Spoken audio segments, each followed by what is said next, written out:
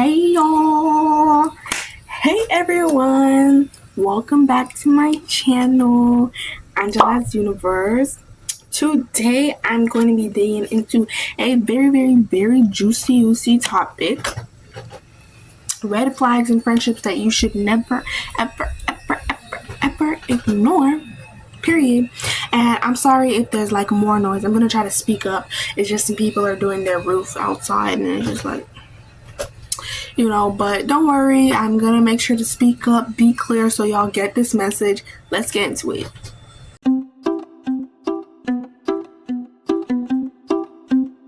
Y'all, I put on the plumper before this video and it's plumping alright. Anyway, so the first thing will be if they only talk to you when they need something. This is a big red flag because it's like, I understand there are some times where people might use you for stuff like gum, a pencil, and then never return them. I have like secret beef with people who always ask for my pencils and then I never get them back.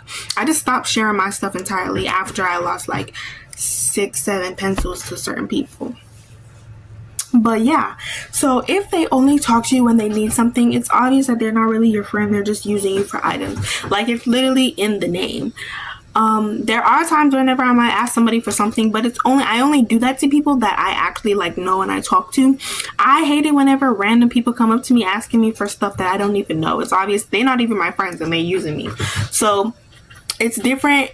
I only do that whenever I made a connection with somebody. Like, let's say, for example, I had a friend H, right? And she had like a pencil or something. And mind you, I've been friends with her for a while. I'll be like, hey, can I get your pencil? I'll give it back to you after third period. And then I give it back to her. Like, okay, I use her for a pencil, but I'm actually friends with her outside of the usage. So it's not that big of a deal. But let's say there's this girl out here named Kay and I don't even know her like that. And then I'm just going up to her being like, hey girl, hey bestie, can I borrow your pencil? Obviously, like, she's gonna be like, do I even know you? But some people, I can tell. I think I have a secret superpower whenever I can tell what people are thinking before it comes out of their mouth. I can just read facial expressions. I can read you, so I'll already know it's a no before the no comes out. I do it to people all the time. I can tell, but that's why I always read people. But yeah, if they only talk to you if they need something, get out of there. Get out of there. You're only using you, not for friendship, not for anything else, just for the materials that you provide to them. If they try to gatekeep you and then they get upset if you have other friends. And like, by gatekeep, let's say for example, like, you're really close with this person, but they get mad that you have other friends. Mind you, they have other friends too. And it's like different if it was somebody that had like 0 friends, like you're the only person that they talk to. I would understand that. But if you have other friends, how are you getting mad that I have other friends too? How are you going to be upset because I'm talking to other people? I have this friend and she was dating somebody, and this was at my old school, but she was dating somebody, right? And we were really close, but after she started dating that person, like, she just was with them all the time. And of course she was still my friend, but like, I wasn't hanging out with her as much. And then she would start to get mad at me because I would hang out with other people, or I made like deeper connections with other people, and she wouldn't necessarily, because me and her, we were tight like this. Like, we would always be going everywhere with each other all the time. And like, we were like tight at the hip, so everybody thought that we were best friends. But after she started hanging out with her little boo thing all the time, then it was just like, I made connections with other people, and then other people started saying, oh, like, they're best friends, like the people I would hang out with before. And I guess that made her upset, and she would say stuff like, I don't want you hanging out with other people. I thought I was your best friend. I don't want you having other friends. And it became to the point where it was getting like toxic, because it's like, girl, how are you going to get mad? I wasn't even mad whenever she left me for her boo thing, because I understand, like, she found love or whatever. Like, that's you, that's cool, but you can't want me to not have other friends and just look around stupid, third wheeling whenever you're doing you. Like, I'm not gonna do that, and you shouldn't either. If they joke about your insecurities, they don't care about you. They do not care about you, especially if it's something that you told them in solidarity. Like, something like, yeah, I actually like really hate my arm fat, or I really hate like my chubby cheeks, it just bothers me so much. And then you turn around and then they're like, look at her chubby cheek, look at her arm fat. Like, what do you expect that to do? Do you think that that's funny? Do you think that that's a joke? Because I think insecurities are a real thing, especially for girls. Nowadays with social media and stuff like that, you can see how much better somebody else's life is than yours, and that can affect somebody and be like, dang, I'm not even making money, I'm not doing any of that, but there are girls my age out here traveling, doing stuff, making names for themselves. And of course sometimes that might make you insecure at some point. And whenever you trust a friend enough to tell them your insecurity or tell them something that's bothering you, and then they go behind your back and they start joking about it to your face or even to other people, cut them off. They tell other people your business and they don't care, like no filter. I have friends who have no filter and they'll just be very blunt and tell you as it is, like, girl, he don't need that, blah, blah, blah, blah. Like, they'll tell you, but if like they genuinely like don't care for you, like let's say you told them something, and again, this has to do with telling your friends stuff in solidarity. You're trusting these people and they don't care. So like, let's saying something like, yeah, and she like bullied me, she pushed me, and she was making fun of me in front of everybody, and it's like, I just really don't like her. And then you turn around and you go tell other people, yeah, she told me she just didn't really like that girl because she pushed her and bullied her and stuff like that. That's crazy. And like, that's how you know that they really only fishing for drama, because I've had friends who pretended that they really did care just to get tea out of me, and then they just go being like, yeah, she don't like this person because they did this and they did that, even though it was none of their business, or like nothing they needed to insert themselves into technically. But people, middle schoolers and high schoolers always fishing for drama, so it's like natural. But like whenever it's to the point wherever you really do trust someone, and then the next week like your business is out in the streets but you only told one person, it's not even a detective thing. You can already like fish out who you told because you only told one person. So don't even stick around for that. Don't even be that friend. Don't be friends with that friend. They get mad at you for setting boundaries.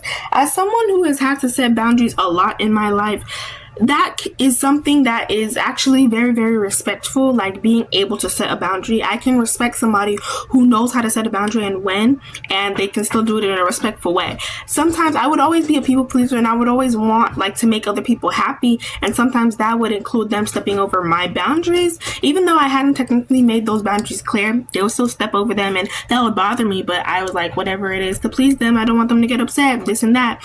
And it would always it was getting to a point where it wasn't healthy, it wasn't good for me, and it takes a lot for somebody, especially if you're shy, you don't speak up for yourself a lot. It takes a lot for somebody to be able to set a boundary. Whenever it gets to the point wherever you set the boundaries like clear, like you said it with your chest, you said it with your mouth multiple times, and they still don't respect you, and they're still like stepping over those boundaries and getting mad at you for sticking up for yourself, then get out. What are you still doing in that friendship?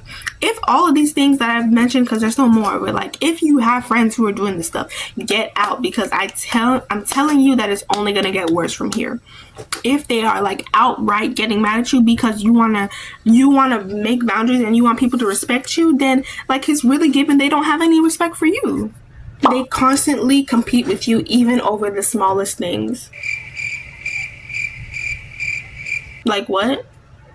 I hate it whenever people think that every little thing is a competition, because like, let's say for example, this has never happened to me, but like, let's say for example, like I got a cute top, right, and I wear it to like school whenever we have a chance to dress out, and I just wear the top and I'm really feeling really cute and I would wear it, and it's like, oh, everybody's complimenting me, that top is cute, that top is cute. And then my friend, who's supposed to be my friend, is gonna be like, oh, that's a cute top, but I think this color is better, like, or sometimes it can even just be like, I got a pen, and then like somebody asking me for a pen, and I'll be like, I got a pen. They'll be like, no, I got the pen, I got this, I'll give this to you. I remember this girl at my old school, it was like 2 seating and there was a boy behind us. Now she was friends with the boy at the time. So I had a pencil and he was asking me to borrow my pencil, and I was going to give it to him. And then this girl right out snatched her pencil case, took out a pen and hit my pen away and gave it to him. She was like, I got you. And I was like, oh, there was no need, because I didn't even want to give him my pencil. Like, you could have given him that like outright. You didn't even have to do all of that, and it would just for no reason really. But whenever they make the smallest things a competition, eventually even when it's the smallest things, it's gonna keep on piling up and piling up and piling up and piling up until the point where it's like, yeah, no, I can't do this anymore. And one thing about accumulations of red flags, you can't ignore red flags, because once you keep on seeing them over and over and over again, you and that friend is definitely gonna have like a big fight, or not like a fight, but a big falling out. Because at my school, you know, I said everybody's always in everybody else's business. So they're going to know if like something happened. They're going to be like, oh, why aren't you hanging out with her? Why aren't you doing that? You know, people are always fishing for drama, like I said. So it's like, you don't want it to get to the point where it is like a big fight. Sometimes I've had like friendships that I had to break off, and it was completely mutual, and it ended in a great way. Like, yeah, I don't think we should be friends anymore, and they're like, yeah, me neither, and then we just go our separate ways. You know, that's like the healthiest way to end a friendship, where there's no beef, y'all can still talk. It's just like, y'all are not like this anymore. But whenever you keep on ignoring some of these red flags, friendship, relationships, whatever it is, it's gonna accumulate to the point where one of y'all end up exploding, and it's bound to be you if you can't, like, you know, get your act together and see what's right in front of you. Anyway, thank you so much for watching. I hope you enjoyed this video, and I really hope I got my message across. Comment down below if you've ever had to experience any of these red flags, and if you have, like, you know, other red flags that you've experienced that I didn't mention in this video. Tell me if I should do a part 2 as well. Thank you so much for watching, guys. Love y'all. Bye.